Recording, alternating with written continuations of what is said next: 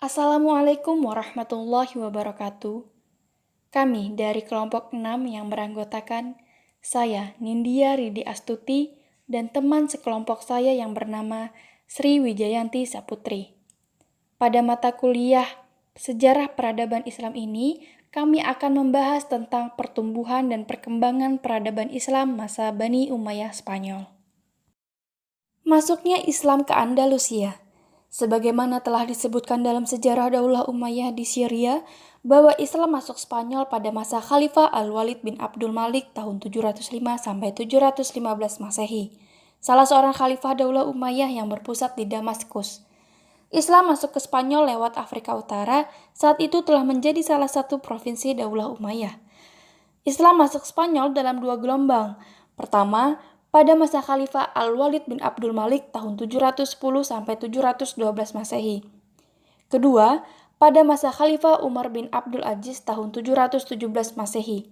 Pada gelombang pertama ada 3 pahlawan Islam yang dapat dikatakan lebih berjasa memimpin pasukan Islam dalam proses penaklukan Spanyol. Mereka adalah: pertama, ada Tarif bin Malik sebagai pasukan perintis dan penyelidik. Kedua, ada Tariq bin Ziyad sebagai pasukan penakluk. Dan yang ketiga, ada Musa bin Nusair. Perkembangan peradaban Islam masa Bani Umayyah Spanyol. Periode pertama pada tahun 711 sampai 755 Masehi.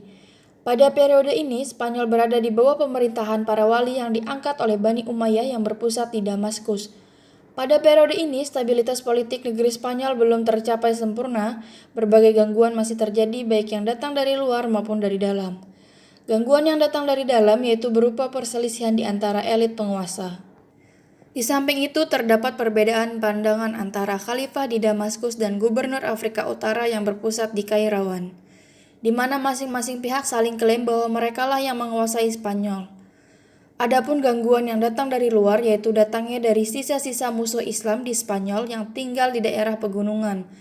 Periode para wali ini berakhir setelah datangnya Abdul Ar-Rahman Al-Dahil ke Spanyol pada tahun 755 Masehi. Periode kedua pada tahun 755 sampai 912 Masehi. Pada periode ini Spanyol di bawah pemerintahan Abbasiyah di Baghdad. Amir atau panglima atau gubernur yang pertama adalah Abdurrahman I yang memasuki Spanyol tahun 138 Hijriah atau 755 Masehi dan diberi gelar Al-Dahil yang artinya yang masuk ke Spanyol. Abdul Ar-Rahman Al-Dahil adalah keturunan dari Bani Umayyah yang berhasil lolos dari kejaran Bani Abbasiyah ketika Bani Abbasiyah berhasil menaklukkan Bani Umayyah di Spanyol. Pada periode ini, umat Islam mulai memperoleh kemajuan, baik dalam bidang politik ataupun peradaban. Abdul Ar-Rahman Al-Dahil mendirikan Masjid Cordova dan sekolah-sekolah di kota-kota besar di Spanyol. Periode ketiga, pada tahun 912 sampai 1013 Masehi. Pada periode ini berlangsung mulai dari pemerintahan Abdul Ar-Rahman ketiga yang bergelar An-Nasir. Pada periode umat Islam di Spanyol mencapai puncak kemajuan dan kejayaan menyaingi Daulah Abbasiyah di Baghdad. Abdul Ar-Rahman mendirikan Universitas Cordova, perpustakaannya memiliki ratusan buku. Pada masa ini, masyarakat dapat menikmati kesejahteraan dan kemakmuran yang tinggi. Periode keempat, pada tahun 1013 sampai 1086 Masehi. Pada masa ini, Spanyol sudah terpecah-pecah menjadi beberapa negara kecil yang berpusat di kota-kota tertentu. Bahkan pada periode ini, Spanyol terpecah menjadi lebih dari 30 negara kecil di bawah pemerintahan raja-raja golongan atau Al-Mulukut Tawaif yang berpusat di suatu kota seperti Sevilla, Cordova, Toledo, dan sebagainya. Periode kelima, tahun 1086 sampai 1248 Masehi. Periode ini, Spanyol Islam meskipun masih terpecah dalam beberapa negara, tetapi terdapat satu kekuatan yang dominan, yakni kekuatan dinasti Murabitun pada tahun 1086 sampai 1143 Masehi, dan dinasti Muwahhidin pada tahun 1146 sampai 1235 Masehi. Dalam perkembangan selanjutnya, pada periode ini kekuasaan Islam Spanyol dipimpin oleh penguasa-penguasa yang lemah sehingga mengakibatkan beberapa wilayah Islam dapat dikuasai oleh kaum Kristen. Periode ke-6 pada tahun 1248 sampai 1492 Masehi. Pada periode ini Islam hanya berkuasa di Granada di bawah dinasti Ahmar pada tahun 1232 sampai 1492 Masehi. Peradaban kembali mengalami kemajuan seperti di zaman Abdurrahman An-Nasir, akan tetapi secara politik dinasti ini hanya berkuasa di wilayah yang kecil. Kekuasaan Islam yang merupakan pertahanan yang terakhir di Spanyol ini berakhir karena perselisihan orang-orang istana dalam memperebutkan kekuasaan. Kemajuan peradaban Islam Bani Umayyah Spanyol. Yang pertama ada perkembangan ekonomi. Perkembangan baru Spanyol juga didukung oleh kemakmuran ekonomi pada abad ke-9 dan abad ke-10. Perkenalan dengan pertanian irigasi yang didasarkan pada pola-pola negeri timur mengantarkan pada pembudidayaan sejumlah tanaman pertanian yang dapat diperjualbelikan, meliputi buah ceri, apel, delima, pohon ara, buah kurma, tebu, pisang, kapas, rami, dan sutra. Beberapa kota seperti Seville dan Cordova mengalami kemakmuran lantaran melimpahnya produksi pertanian dan perdagangan internasional. Selanjutnya ada kemajuan intelektual dan ilmu agama. Dalam kemajuan ini terdapat filsafat. Tokoh-tokoh filsafat yang lahir pada masa itu antara lain Abu Bakar Muhammad Ibnu Asyik, yang lebih dikenal dengan Ibnu Bajjah.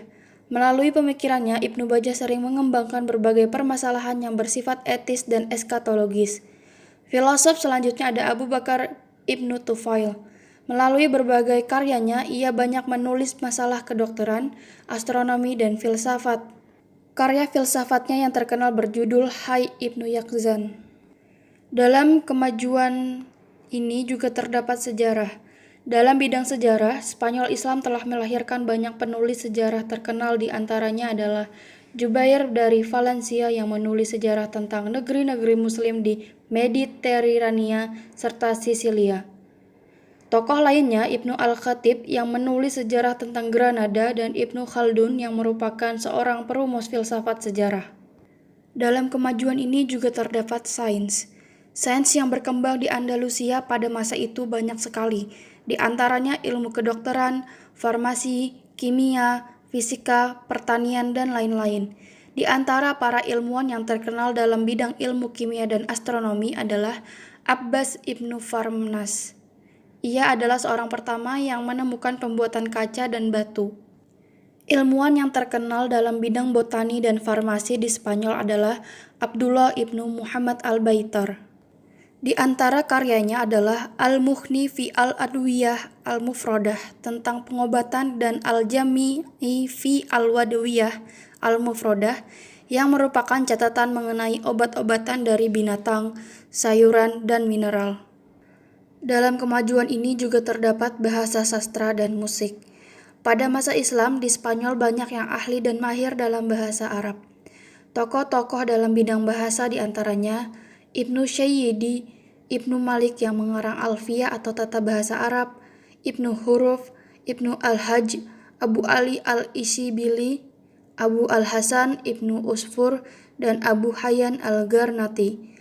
Di bidang sastra tersohor nama Ibnu Abdul Rabbi dengan karyanya Al-Iq Al-Farid, Ibnu Basam dengan karyanya Al-Dakhira fi Mahasin Ahil Al-Jazira, dan Al-Fats Ibnu Khakan dengan karyanya Kitab Al-Qalaid.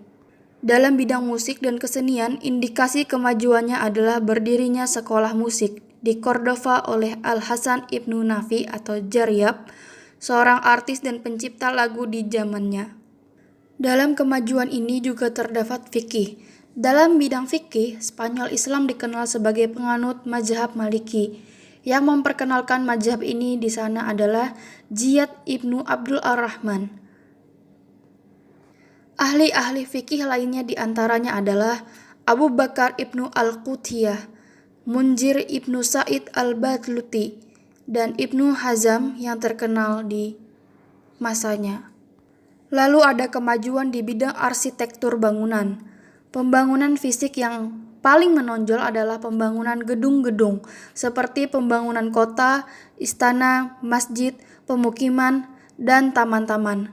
Di antara pembangunan yang megah adalah Masjid Cordova, Kota Al-Jahra, Istana Jafariyah di Saragossa, Tembok Toledo, Istana Al-Makmun, Masjid Seville, dan Istana Al-Hamra di Granada. Selanjutnya yaitu faktor keruntuhan peradaban Islam di Spanyol. Nah, yang pertama itu ada konflik sesama Muslim. Perpecahan politik pada masa Muluk Al-Tawaif menjadi salah satu penyebab mundurnya pemerintahan Islam di Spanyol. Nah, masa itu setiap daulah atau raja di beberapa daerah seperti di Malaga, Toledo, Seville, Granada, dan lain-lainnya berusaha menyaingi Cordova. Nah, Cordova itu merupakan ibu kota negara Islam. Padahal sebelumnya Cordova adalah satu-satunya pusat pemerintahan dan pusat ilmu pengetahuan dan peradaban Islam di Spanyol. Hal tersebut memberikan dampak terhadap keberadaan Islam di Spanyol, baik positif maupun negatif. Nah, dampak positifnya ialah memberi peluang terbukanya pusat peradaban baru. Di antaranya justru ada yang lebih maju daripada peradaban Islam di Cordova. Tetapi dampak negatifnya karena konflik antar sesama pemerintahan Islam itu mengakibatkan kemunduran pemerintahan Islam di Spanyol. Nah, lalu faktor yang kedua ialah konflik Islam dengan Kristen. Nah, keadaan ini itu berawal dari kurang maksimalnya para penguasa Muslim di Andalusia, Spanyol dalam melakukan proses Islamisasi. Hal tersebut mulai terlihat ketika masa kekuasaan setelah Al-Hakam II yang dinilai tidak secakap dari khalifah sebelumnya. Bagi para penguasa, hanya mewajibkan membayar upeti saja. Mereka membiarkan umat Kristen penganut agamanya dan menjalankan hukum adat dan tradisi Kristen asal tidak ada perlawanan. Namun, kehadiran Arab Islam tetap dianggap sebagai penjajah sehingga malah memperkuat nasionalisme masyarakat Spanyol Kristen. Nah, hal ini menjadi salah satu penyebab kehidupan negara Islam di Andalusia Spanyol tidak pernah berhenti dari pertentangan antara Islam dan Kristen. Akhirnya pada abad ke-11 umat Islam Andalusia Spanyol mengalami kemunduran, sedang umat Kristen memperoleh kemajuan pesat apalagi dalam bidang iptek dan strategi perang.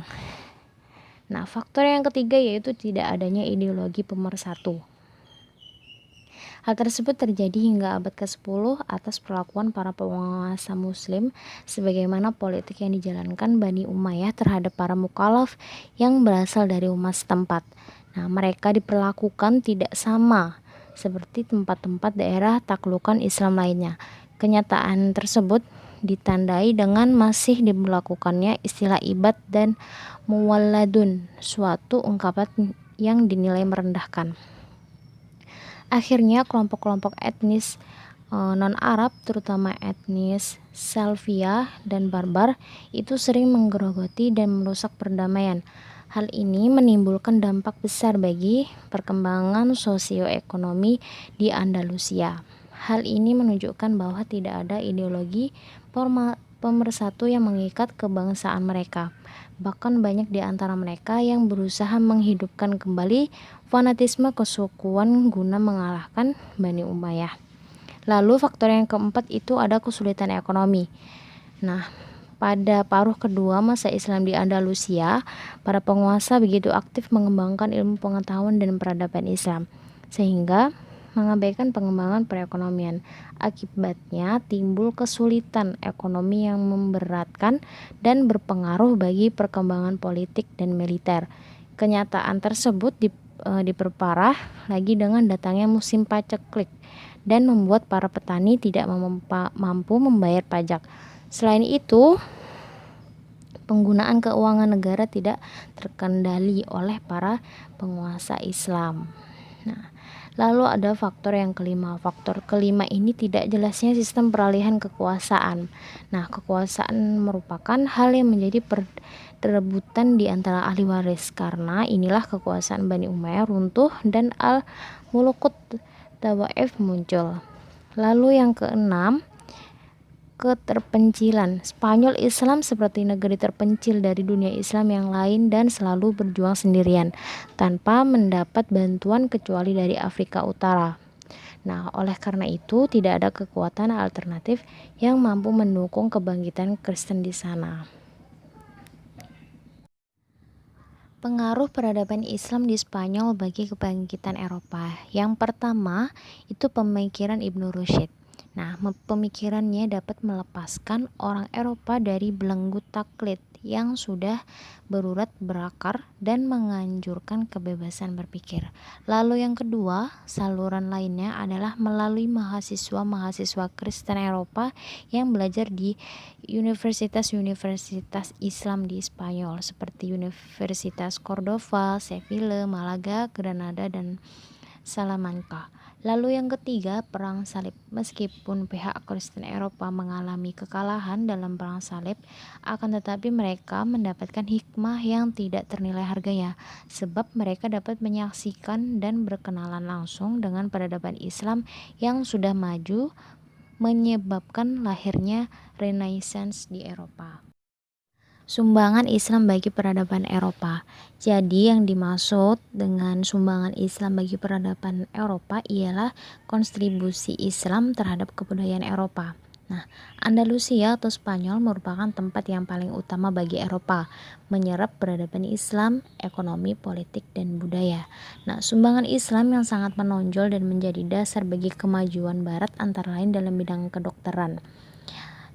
Di sini ada beberapa ilmuwan seperti Al-Kindi menulis buku Ilmu Mata, lalu Ar-Razi menulis buku berjudul Al-Hawi, kemudian ada Ibnu Sina menulis buku Al-Qunun fil Atib yang merupakan buku terpopuler Ibnu Sina. Lalu ada Ibnu Rushd yang menulis buku kitab Al-Kulliyat fi At-Tibb. Nah, buku-buku tersebut itu menjadi referensi atau pegangan bagi perguruan-perguruan Eropa sampai akhir abad ke-15. Sekian penjelasan dari kelompok 6 terkait materi yang berjudul Pertumbuhan dan Perkembangan Peradaban Islam Masa Bani Umayyah Spanyol. Silakan bertanya jika ada yang belum dipahami. Terima kasih. Wassalamualaikum warahmatullahi wabarakatuh.